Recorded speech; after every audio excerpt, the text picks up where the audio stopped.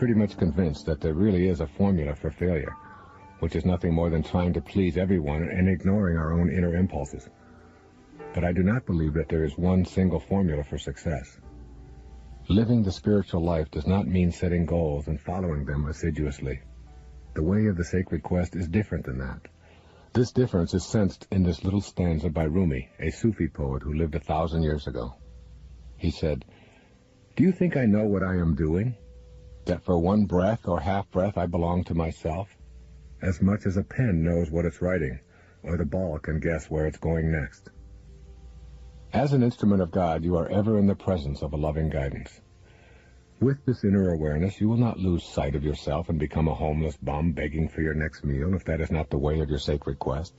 You will know your purpose, pursue it with vigor, and trust the universe to handle the details. It is this kind of awareness that has led me to work even harder and produce more effectively and feel more purposeful, not a set of goals that I strove toward. I can truly identify with Rumi in this regard. I have never known where I am going. I quiet myself, listen, and then allow myself to be guided. Having goals is a way of abandoning now in favor of a plan for some future now. The absence of a lot of specific goals helps cultivate your awareness that you are not alone on this journey. You begin to trust in the divine guidance to assist you in your present moment. You come to know the universe will handle the details if you surrender and let go somewhat. How to release the importance of goals for success? Be willing. This is the most important suggestion I can offer. Be willing to do whatever it takes to turn that inner knowledge and future pull into your reality. Relax about the future and let it go. Instead, make an active commitment to enjoy this day a little more. The more peaceful you are with yourself and your role here, the more productive and efficient you become. It is very difficult to accomplish anything when you are stressed over the outcome. When you relax and get peaceful, you become inspired and efficient. Toss out the goals and live your life knowing that you are co-creating it. Another belief that you've had handed to you that you'll need to discard is that you must always do your best at everything that you do. Throughout our lives we hear, "I don't really care how well you do as long as you do your best." Examine this idea and you may come up with a different conclusion. You don't really have to do your best. In fact, your best is something that you can never measure or even know. You can drive yourself to neurotic extremes with this idea of always having to do your best. Your best leaves no room for improvement. It means that you have to go all out 100% every single time you do anything. When you remove the stigma of having to perform at a given level, you remove the ego's need to be judged better than others. You are better off to simply do and enjoy and be willing to learn. Stop imposing on yourself and your children the belief that you must do your best. Experiment with performing tasks that seem to flow from your inner promptings, but detach yourself from the need to measure to see whether your efforts have been worthwhile. While meditating, get a picture of yourself being able to do anything. Give yourself permission to be with this image and to forget about the outcome. See how peaceful you feel when you're not being tested, when you're allowed to just be. Give yourself the same permission in all of your daily undertakings. Another belief that you'll need to discard is that dreams are not reality. Most of us were taught to believe in two separate realities. One is our waking reality, the other is our dream reality. In this formula, when we're in a dream state, we're in a world that is unreal. We disregard dreams as a mental exercise that happens only while we sleep. Waking consciousness is considered reality, and dreaming consciousness is considered unreality. I suggest that you reconsider this belief. Imagine that your dreams are simply different aspects of the same reality, and that they contain teachers for you on your sacred path. Begin with understanding that this is primarily a world of energy, and only secondarily a world of material objects. To know your sacred self, you need to perceive energy directly. This is what you are capable of doing in your dream state. The entire basis of your perception shifts from concrete objects to energy shapes. When this is part of your reality, your dream state becomes something that you share with other spiritually attuned beings. Eventually, you can be aware that you are dreaming while you are dreaming. This is called lucid dreaming. In lucid dreaming, you can control your dreams and be able to dream awake. Through the process of dreaming, you perceive other dimensions of reality, which are shut out by your conditioning. I'm not talking here about dream interpretation. I am talking about knowing your dream life and being aware of experiencing dimensions of a reality while you are sleeping, which will also become available in your waking moments. Your dreams are created with the same body and the same brain as is the rest of your perceptual world. It's all yours. You do not leave every night and take on a new brain to experience your nighttime reality.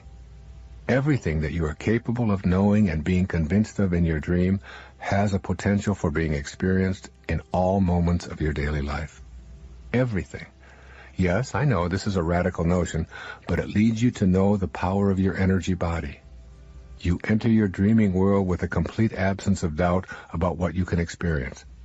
With that absence of doubt, there are absolutely no limits. Then, when you awaken to what you call your waking consciousness, you still have the same body, the same brain, and the same perceptual equipment, but you introduce doubt. I believe that your dreams do not reveal things about you, but that they are you. They are real, and they can become highly effective in helping you to experience your highest spiritual self. When you do go to sleep, encourage yourself to be aware that you are entering your dream state. Just this awareness is the first step toward higher awareness through dreaming. As you drift off, make a mental note to yourself that you are about to enter the dream state and that you are pleased to be aware of it.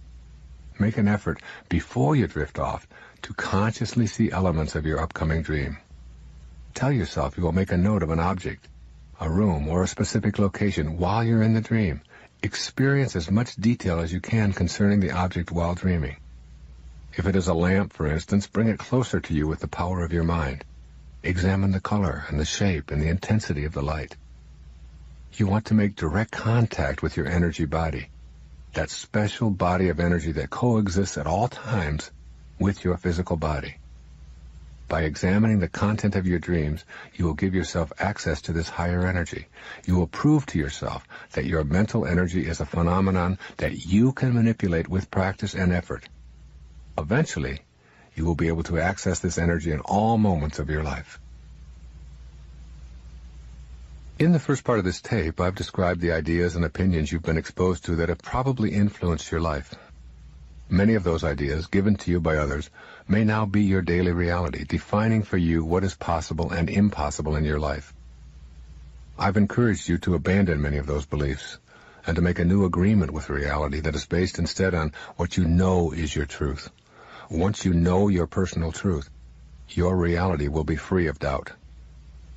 You might not think that doubt could have much of an effect on your life, but part of the damage that it creates is that it is so thoroughly etched onto your belief system that it becomes impossible to think any other way. Doubting our potential achievements, we proclaim with certainty just what is and just what is not possible. But when doubt is banished, we come to a knowing that leads to creative and inspired solutions far beyond what we believed was possible. Can you imagine your reality if you were brought up in an environment free of doubt? How would your life be different if you had never heard, "It can't be done, that's not possible, accept your limitations"? What if you had been encouraged to exercise the energy of your mind? You might have used that energy to explore your power to influence other beings and things and the weather and your own creativity. If you had been fortunate enough to be raised without doubt, you would possess an incredible inner sense of your magnificence. Never would you utter sentences that reflect doubt, such as, "I'm not talented enough, it can't be done, get real, and don't you know that there are limits to everything?" The sacred self knows no doubt. It has no limits, and it has no boundaries. What would our world be like if we had learned this in childhood? It is time to know that we have a personal responsibility to incorporate the sacred quest in our lives and to introduce our children to this aspect of human life. I offer my own children opportunities to learn about their inner limitlessness in a variety of ways. For example, I invite them outside with me to make clouds. After dinner, we take a blanket outside to lie down and we engage in what has come to be called cloud making. The children start by creating an inner picture of a form they want to see in the clouds. Then they concentrate their energy on a particular cloud, attempting to influence it to design their own inner picture. The neighborhood has gotten used to hearing my kids shout, "I'm making a house, Daddy. Watch my cloud move. I'm moving it with my mind." Beliefs, you see, are handed to you, but knowings come from within. There's a long list of things that you believe about yourself, the world, and God, and your potential, and the fate of capitalism, and so much more. These beliefs, which came to you from outside of yourself, became your very own. Your knowings, however, all came to you as a result of your own experience of having decided to transcend a belief. No one can hand you a knowing. You must have the direct inner experience of the decision-making function to make it a known. Beliefs also will let you down in a crisis, while knowings never let you down. When you believe in something without knowing it, there is doubt attached to the belief. The doubt resides somewhere deep in the recesses of your mind. Nevertheless, it exists as a thought that you will ultimately call upon when you want to put that belief into practice. I remember believing that I couldn't do a backward dive into the swimming pool.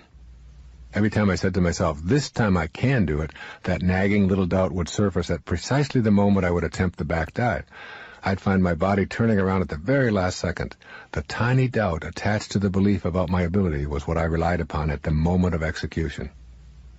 If you believe something, based only on what others have told you is true, when a big test shows up, that belief often will let you down. If you have a belief that God will be there for you in a moment of trauma, and that any suffering that you are experiencing is just as divine as any joy that you have experienced, but you do not know this, you will find the pain of your disappointment will become an affirmation that God doesn't really exist for you. Your belief will be shattered in a moment of trauma. This is because you are attempting to have a vision of God that has come to you from outside of yourself, and it is weakened with doubt. Knowing God and suffering in the way William Blake wrote about in this following poem would pull you through your trauma safely, as the poet suggests. He says, "Man was made for joy and woe, and when this we rightly know, through the world we safely go. Joy and woe are woven fine, a clothing for the soul divine." Knowings can never let you down because they are woven into the fabric of your being. If you cannot doubt that which you are, and you know that you are, then you will never be disappointed. Again, beliefs have that insidious doubt attached to them, while knowings are free of such contamination. Your beliefs are mental exercises, while your knowings are physical exercises. You may believe that you have no talent for art, but somewhere deep within your consciousness there exists a tiny smidgen of doubt about whether it would prove really true were you to actually apply yourself in a new way.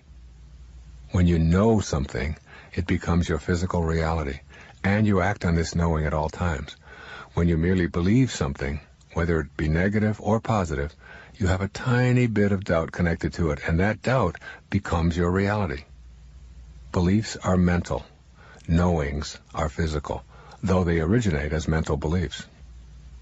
Beliefs restrict you, while knowings empower you. Louise Hay is a perfect example of this. She's a beautiful and sensitive woman who has written many powerful books on healing and is the publisher of a collection of my own personal affirmations and daily reminders, a little book called Everyday Wisdom. We were on a national television hookup together when a caller asked whether Louise had ever considered any traditional approaches to treating her cancer 8 years earlier. Louise gave the kind of answer that I hope you will be able to cultivate as you see how knowing can empower you to higher levels than you might have considered. She responded, "I knew in my heart that I could not allow them to radiate me or to put chemicals into me or cut me. I just knew that this could not be my method for dealing with this cancer. My knowing led me to other alternatives, which I have written about, and ultimately to the eradication of the cancer from my body. I am not disparaging any other form of treatment. I just knew inwardly that I couldn't go in that direction." The key here is her use of the word knew. She didn't believe in an alternative therapy. She knew that those traditional methods were inconsistent with who she was. She consulted her knowing.